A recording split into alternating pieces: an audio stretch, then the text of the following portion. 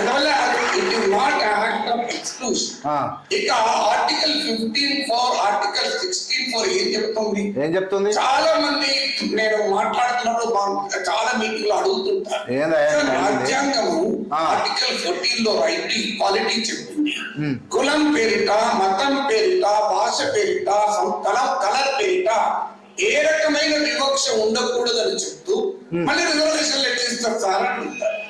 దానికి కూడా supreme court తమ అనేక తీర్పులో చెప్పింది. రిజర్వేషన్ అనేది రైట్ టు ఈక్వాలిటీకి వ్యతిరేకం కాదు, it is in furtherance of right to equality.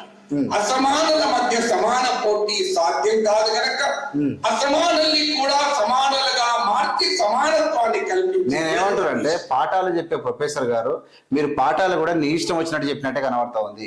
అసలు ఈ దేశం అభివృద్ధి చెప్పినగా నువ్వు పాఠాలు చెప్పినట్టే కనబడతావు. అందుకని ఎవడు పర్ఫెక్ట్ తయారు కావాలి నీ చేతిలో ఎవడు పర్ఫెక్ట్ తయారు కాదు. ఎందుకంటే నీకు ఇష్టం వచ్చినట్టు నీకు నచ్చినట్టు నీ గొప్పతనం చెప్పుకున్నట్టు పాఠం చెప్పినట్టు నువ్వు తప్ప నువ్వు తయారు చేసిన స్టూడెంట్స్ 10 మంది పేరు చెప్పేవాడో చూస్తా. ఎవరిని తయారు చేసావు? ఏ జ్ఞానం ఉందో చూద్దాం. వాళ్ళకు ఏం పాఠం చెప్పి పాడు చేసావు? ఎన్ని రోజులు ఏం పాఠం చెప్పినావు అంటున్నా. ఏమంటివా నువ్వు? నాకు ఈ మోగలు నాకు గుర్తుండలేదు. ఏమంటివి? సుప్రీం కోర్టు తమ అనేక తీర్పులో చెప్పింది ఏమని? రిజర్వేషన్ అనేది రైట్ టు ఈక్వాలిటీకి వ్యతిరేకం కాదు, it is in furtherance of right to equality. అసమానుల మధ్య సమాన పోటీ అయిపోయింది. గతం ప్రొఫెసర్ నాగేశ్వరరావు మాట్లాడేది మనం గెలిచిపోయినామని వీళ్ళు అనుకుంటా ఉండరు. నేను ఏమంటున్నానంటే ఇక్కడ రిజర్వేషన్లు అనేటివి ఇచ్చినాయి. ఇలా రిజర్వేషన్లో మేము రాజ్యాంగం మొత్తం మేమేం చదవలేము, నువ్వు చదివినంత మేమేం చదవలేము. కానీ రాజ్యాంగం మొత్తంలో ప్రియాంబుల్ ఒకటి ఉంది కదా, ప్రీఫేస్. ఒక బుక్ చదవాలంటే బుక్లో ఉన్నటువంటి ప్రీఫేస్ చదువుతాం కదా, అందులో ప్రియాంబుల్లో ఏముంది అనేది ఒకసారి చూడండి. ఒక జస్టిస్ అంటే ఏంది, లిబర్టీ అంటే ఏంది, ఈక్వాలిటీ అంటే ఏంది, ఫ్రెటర్నిటీ అంటే ఏంది. ఓన్లీ జస్టిస్ నేను చెప్తా. Economical, social and political justice అనేది రాజ్యాంగంలో ఉంది. ఇలా మరి ఎకనామికల్గా, సోషల్గా జస్టిస్ అందించాల్సినటువంటి బాధ్యత కలిగినటువంటి కేంద్ర ప్రభుత్వం, బాధ్యత కలిగిన రాష్ట్ర ప్రభుత్వం, ఆ రాష్ట్ర ప్రభుత్వం చేతిలో పనిచేసేటువంటి బ్యూరోక్రసీ అండ్ జ్యుడిషియరీ మీరు అందరూ కలిసి కదా వాళ్ళు చేయాలి. మరి రిజర్వేషన్లు హ్యాండిల్ చేయడానికి మరి ఇవన్నీ ఏం చేయనికున్నాయి అంటున్నా. అంటే రాజ్యాంగంలో నువ్వు ఏదో చదివిపోతే మేమేమో వినాలి. లిబర్టీ గురించి చెప్తా. Liberty of thought expression, belief, faith and worship అది అందరికి తెలుసు. లిబర్టీ ఉందని. ఈక్వాలిటీ అంటే ఏంది, ఫెటర్నిటీ అనేది మాకు తెలుసు. కానీ అవన్నీ రాజ్యాంగంలో ఉన్నటువంటి ఇంత పెద్ద బుక్ను ఇంప్లిమెంట్ చేయకుండా రిజర్వేషన్ల మీద పడి వర్గీకరణ చేస్తే న్యాయం జరుగుతుందని నువ్వు ఛాలెంజ్ చేస్తావు. నేను నీకు ఛాలెంజ్ చేస్తా ఉన్నా. ఇలా నీవు వర్గీకరణ జరిగిన తర్వాత మాదిగలందరికీ మందకృష్ణ కానీ నువ్వు కానీ న్యాయం చేశాను నిరూపిస్తావా? నిరూపిస్తే చెప్పా అంటున్నా. నేను వస్తా.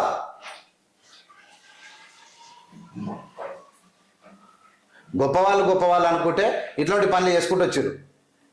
సాధ్యం కాదు కనుక అసమానుల్ని కూడా సమానులుగా మార్చి సమానత్వాన్ని కల్పించింది. చాలా తప్పు చేసినావు, చాలా తప్పుగా మాట్లాడుతావు నువ్వు. అసమానతలు ఏంది, అసమానులను కూడా సమానత్వం చేసి రిజర్వేషన్లు. ఏం కనిపెట్టి మరి రాజ్యాంగం ఏం చేస్తుంది? అసమానతలు కూడా రిజర్వేషన్లు అనేది ఎంత అబద్ధం చెప్తా ఉన్నావు నువ్వు అంటే, అసమానంగా ఉన్నటువంటి ఈ ప్రపంచాన్ని భూమి సమానంగా వంచితే ప్రజలు సమానం అవుతారు. భూమి కానీ, ఆస్తులు కానీ, వర్క్ కానీ సమానంగా వంచితే మాత్రమే ఈ దేశం డెవలప్ అవుతుంది. రిజర్వేషన్లు వచ్చినంత మాత్రాన ఇక్కడ ఖచ్చితంగా సమానత్వం అనేది ఈ దేశంలో రాదు. రిజర్వేషన్లతోని రాదు. 90% ప్రైవేటీకరణతో నిండిపోయినటువంటి ఈ దేశం రిజర్వేషన్లతో సమానం వస్తుంది అనేది ఇక నీకు అన్ని తెలిసి కూడా జోలపాట వాడినట్టు వాడుతా ఉన్నావు. కాబట్టి నీకు అది చెప్పినా కానీ చెవిటను ముందర శంఖం వదిలినట్టే తప్ప ఇంకోటి కాదు. నీకు ఖచ్చితంగా రిజర్వేషన్లతోనే సమానత్వం రాదు. భూమి జాతీయకరణ చేయండి, లేదంటే ప్రతి ఒక్కరికి భూమి వంచండి, భూమి సమానంగా వంచుకుందాం, ఈ దేశ సంపద సమానంగా వంచుకుందాం, మాకు రిజర్వేషన్లు అవసరం లేదు. రిజర్వేషన్లు అనేది అంటరానితనం మీద వచ్చింది. ఈ అంటరానితనం మీద వచ్చినటువంటి రిజర్వేషన్లు వర్గీకరించడానికి వీలు లేదు. దాని 340 కలర్ ఆర్టికల్ అదే చెప్తా ఉంది. కానీ మీరు కాదంటా ఉన్నారు. మీరు కాదంటే మీకు కళ్ళు జరిపిస్తాం తప్ప వెనుకకు పోయే ప్రసక్తి లేదని నేను చెప్తా ఉన్నా. సానుకూల వివక్ష ఇది రిజర్వేషన్ యొక్క ప్రాథమిక సూత్రం ఏంటి? అత్యంత వెనుకబడిన వర్గాల వారి వారికి ఆ సదుపాయాలు అందాలి. అందువల్ల ఆర్థిక అభివృద్ధిలో కారణం కావచ్చు, సామాజిక ప్రక్రియలో కారణం కావచ్చు, అంటే నీకన్నా ఒక 2వ తరగతి 3వ తరగతి ప్రాథమిక పాఠశాల ఉపాధ్యాయుడు చాలా బెటర్గా చెప్తాడు, చాలా బెటర్గా చెప్తాడు నీకన్నా చదువు అంటున్నా. రాజ్యాంగం అంటే ఏంది, పార్లమెంట్ ఏంది, అసెంబ్లీ ఏంటంటే మేము చిన్నప్పుడు చదువుకున్న సారు గుర్తొస్తున్నాడు. ఇవాళ నువ్వు ఎంత గబ్బులు చెప్తున్నావు దీన్ని అంటే తీసుకొచ్చి చెప్తున్నాడంట రిజర్వేషన్లతో అయితే అని. అబ్బాబ్బాబ్బాబ్బాబ్బాబ్బా ఇక నువ్వు ఏమో అనుకుంటే ఇంకా సరే ఏర్పరిచిన సానుకూల వివక్ష, ఇది పాజిటివ్ డిస్క్రిమినేషన్. రిజర్వేషన్ యొక్క ప్రాథమిక సూత్రం ఏంటి? అత్యంత వెనుకబడిన వర్గాల వారికి ఆ సదుపాయాలు అంటారు. నాకు కథ కాదు, ఇలా అత్యంత వెనుకబడిన వానికి సదుపాయాలు అంది రిజర్వేషన్ యొక్క సూత్రం కదా. మరి రిజర్వేషన్లు లేకున్నా కానీ లుచ్చలు ఇంకా పెద్ద ధనవంతులు ఎట్లయితున్నారు?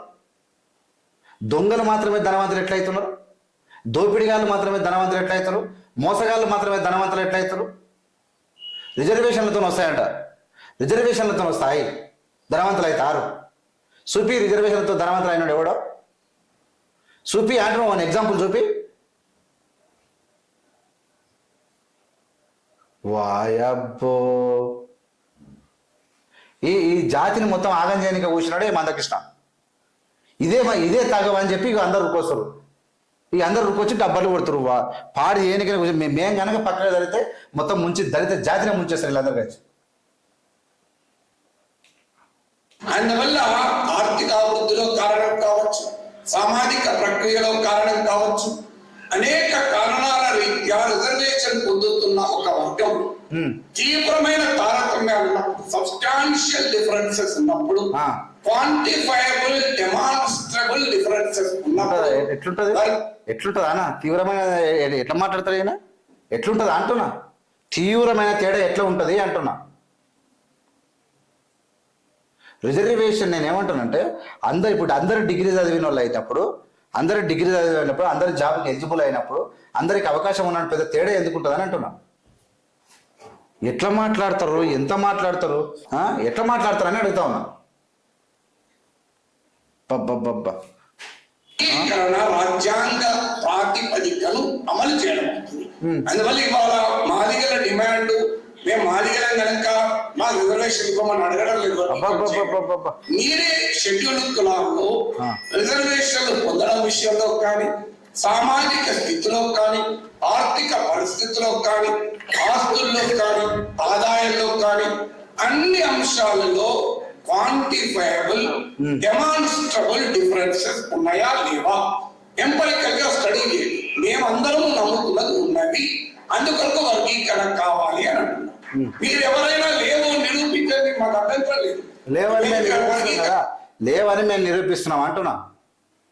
లేవు. ఇక్కడ నేను ఏం చెప్తా ఉన్నా అంటే, ఇక్కడ అత్యంత పెద్దమైన నేనేమిటా నువ్వు అంటున్నావు కదా, నువ్వు అనడానికి కారణం ఏంది? ఒక 100 మంది పేరు చెప్పు. 100 మంది మాలలో మాదిగల కన్నా డెవలప్ అయ్యారని నువ్వు చెప్పినావు అనుకో, నేను 1000 మంది పేరు చెప్తాను. నేను 1000 మంది పేరు చెప్తాను. మాలల కన్నా అభివృద్ధి చెందినటువంటి మాదిగలను నువ్వు 100 మంది పేరు చెప్తే నేను మాదిగల 1000 మంది పేరు చెప్తా. అప్పుడు ఏం చేస్తావు నువ్వు? అప్పుడేం చేస్తావు అంటున్నా. ఇప్పుడు ఫర్ ఎగ్జాంపుల్ మహబూబ్ నగర్ జిల్లా ఉంది. మహబూబ్ నగర్ ఉమ్మడి జిల్లా నుంచి ఇంతవరకు మాలలో ఎమ్మెల్యేలు కాలేదు, మినిస్టర్లు కాలేదు, ఎంపీలు కాలేదు. చెప్పు అంటున్నా. ఎవరు నిన్న మొన్న చిక్కుడు వంశకృష్ణ వచ్చిండు, చిక్కుడు వంశకృష్ణ తర్వాత ఇంకొకరు వచ్చారు, ఇంకెవరో ఒకరిద్దరు ఉన్నారు. అది కూడా ఎప్పుడో స్టార్టింగ్ తెలియనప్పుడు.